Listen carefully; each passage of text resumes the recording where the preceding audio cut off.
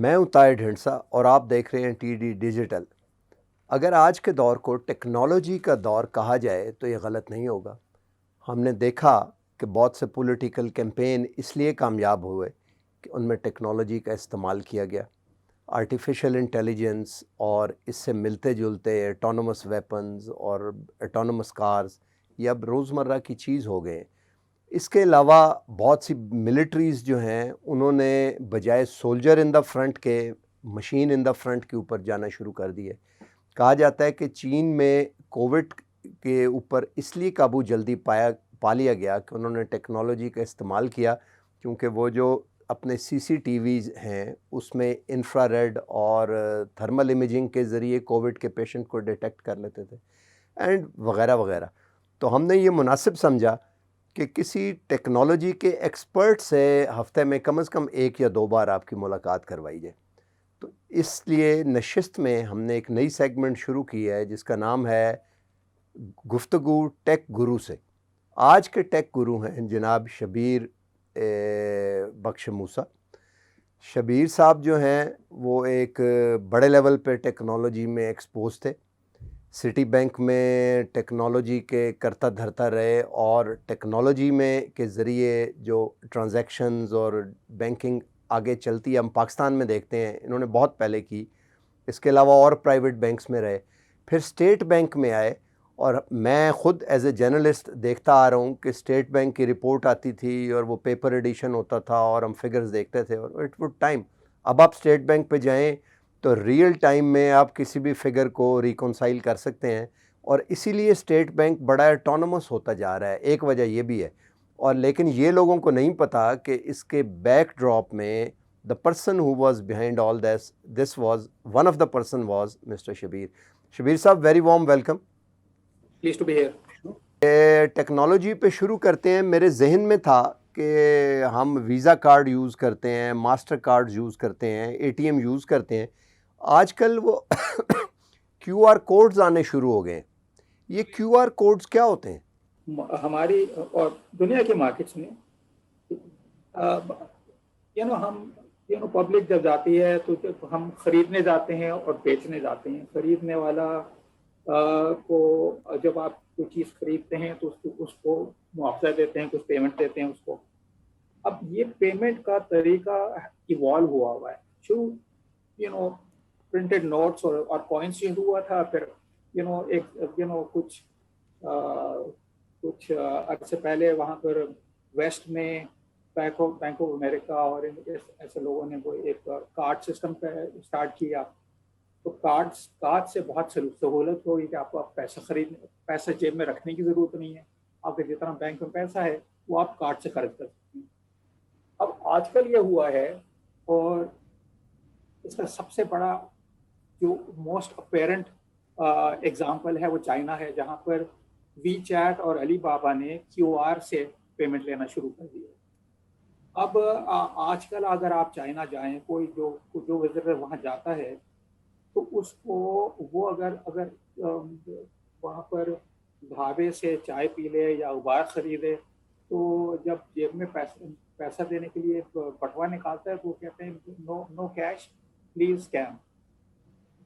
वो स्कैन क्या करते हैं? वो स्कैन करते हैं, एक चीज कहलाती है QR code. QR is for quick response.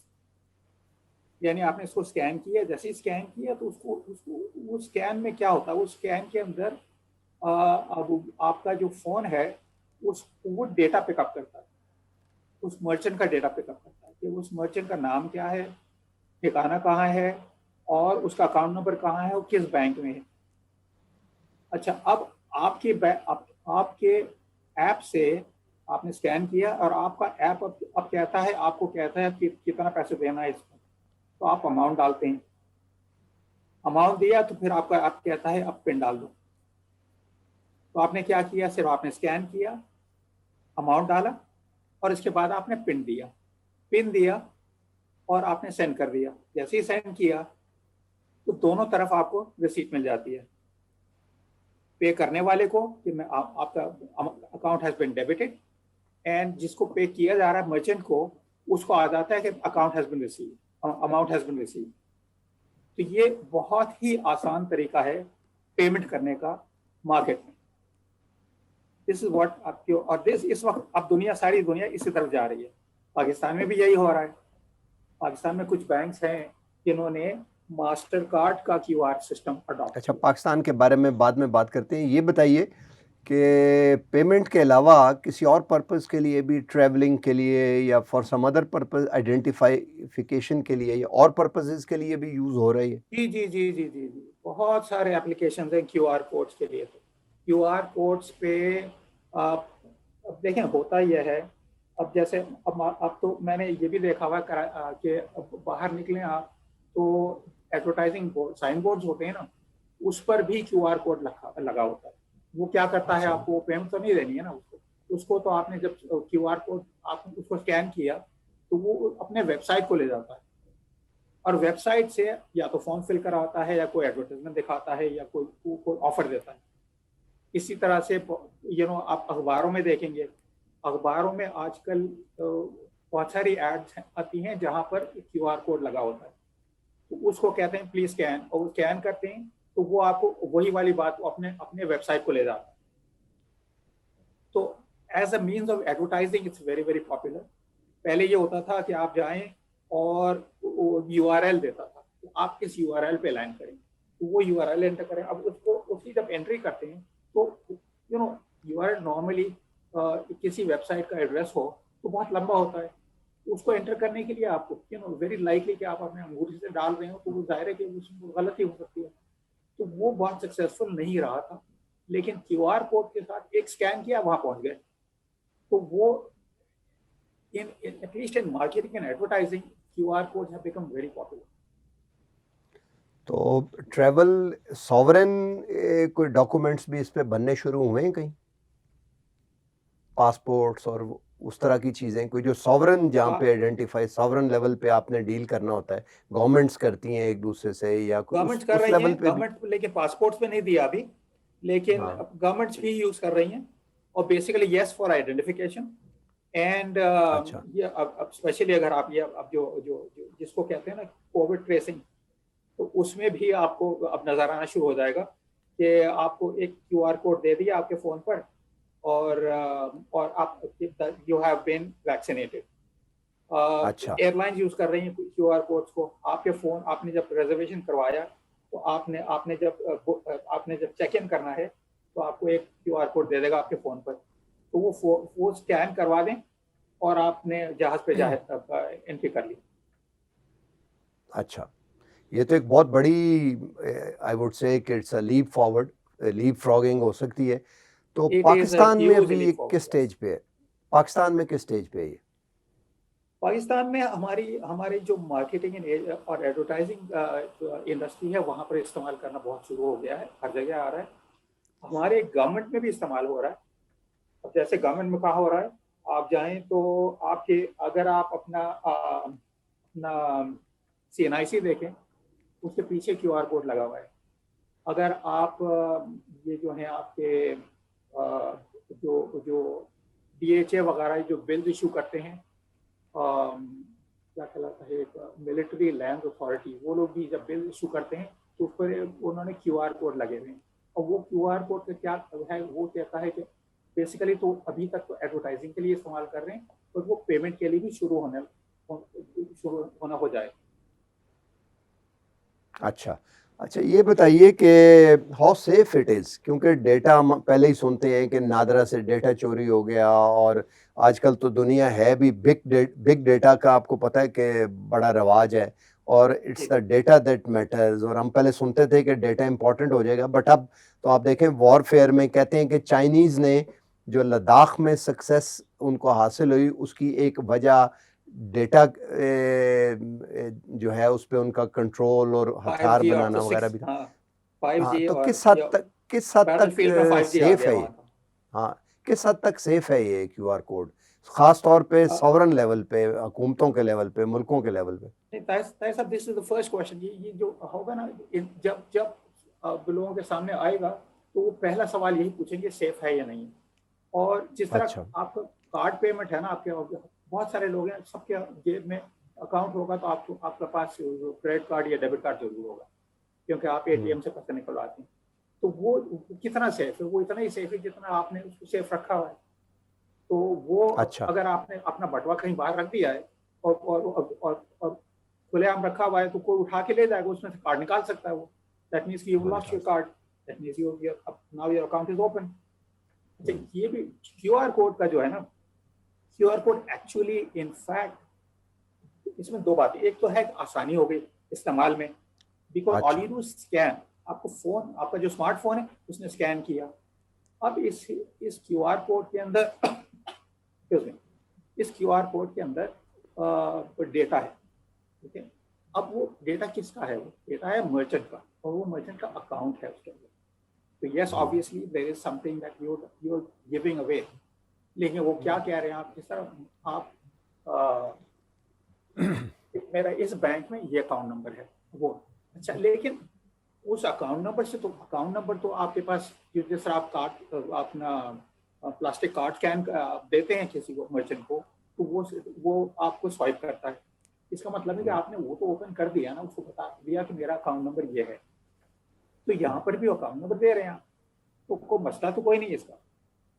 अच्छा। अगर जब फ्रॉड शुरू होता है तो अब क्यूआर में क्या फ्रॉड कर सकता है वो? देखें, वहां पर कार्ड में तो ये फ्रॉड कर सकता है कि उसने एक स्वाइप करने की वजह से 2 कॉपी बना ली, ओके, और सेकंड वाला भी उसने पेमेंट के लिए भेज दिया।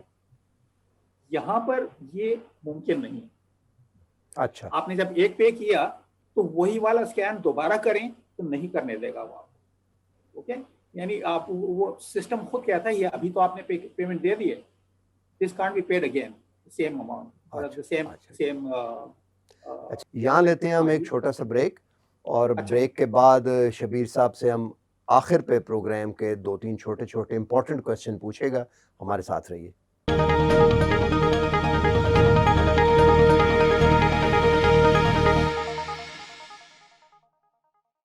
Welcome back. शबीर साहब, हम बात कर रहे थे क्यूआर कोड की कि सेफ है, तो 2 छोटे छोटे क्वेश्चन हैं एंड पे। एक तो ये है कि इसको आगे जाके आर्टिफिशियल इंटेलिजेंस के साथ भी नथी किया जाएगा।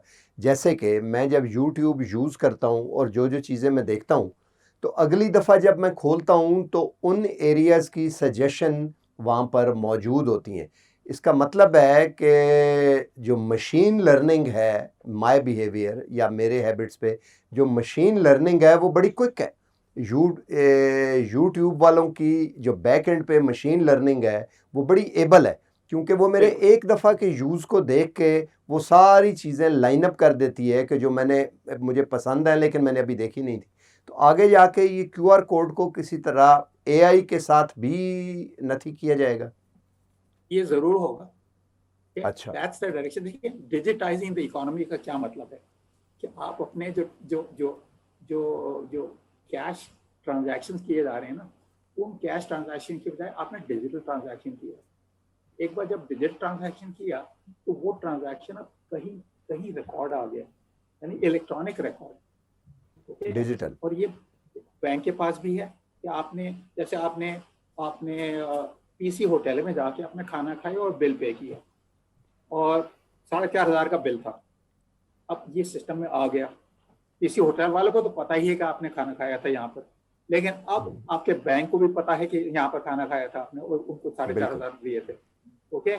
अब ये जो इस तरह के जो ट्रांजैक्शन है ना, क्योंकि आप बाजार में आप यहाँ पर कोने वाले वहाँ पर आप अपने जनरल स्टोर पे जाते हैं और चावल और आटा और तेल खरीदते हैं और उसके पेमेंट देते हैं, ओके। या आप अपना बिजली का बिल पे करने जा रहे हैं, आपने क्या किया, बिल पे आया, वहाँ पे एक क्यूआर कोड है, उसको स्कैन करके आपने पे किया।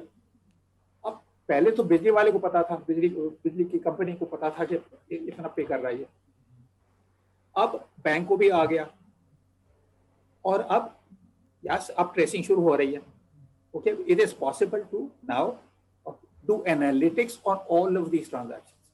अब होता क्या है कि आपके सिस्टम एग्रीगेशन करता है कि जैसे बिजली के कितने बिल यहाँ पर पे हुए हैं, ओके, और इस बंदे ने कितना पे किया, तो where does he stand in terms of averages, okay. तो तो अगर अगर एक बंदा है जो 6,000 का बिल पे करता है, 1,000, एक 2,000 के देता है, एक 25,000 का बिल देता है, तो नाउ द सिस्टम नोज। अब ये जो आर्टिफिशियल इंटेलिजेंस की बात करें ना, ये एनालिटिक्स ये होती है कि अब वो कहता है ये 25,000 वाला जो है, जाहिर है कि इसके पास 6 एसीज लगे होंगे, बहुत बड़ा घर होगा। अब now you are trying to attach behavioural characteristics to the name. अब ये आ गया तो फिर आप उसको टारगेट भी बना सकते हैं आप इसके लिए। बिल्कुल ठीक है। आखिर पे वक्त क्योंकि ख़त्म हो रहा है, आखिर पे मैं आपसे ये सवाल पूछूंगा कि आप अगर ये एक QR कोड से मुतल्लिक, हम सपोज करते हैं कि आप सिर्फ टेक्नीशियन नहीं हैं, आप एक एंटरप्रेन्योर भी हैं और आप कुछ सर्विसेज डोल आउट करना चाहते हैं या कर रहे हैं या पॉसिबल है आपके लिए, तो पब्लिक सेक्टर और प्राइवेट सेक्टर के कौन कौन से क्लाइंट हैं जो आपको अप्रोच करें और आप उनको वो सर्विसेज दे सकते हैं? नंबर 1 तो इस तरह के एंटरप्राइज में, इस तरह के इनोवेशन में, क्योंकि ये जनरल पब्लिक के इस्तेमाल के लिए है, तो a lot of people are involved.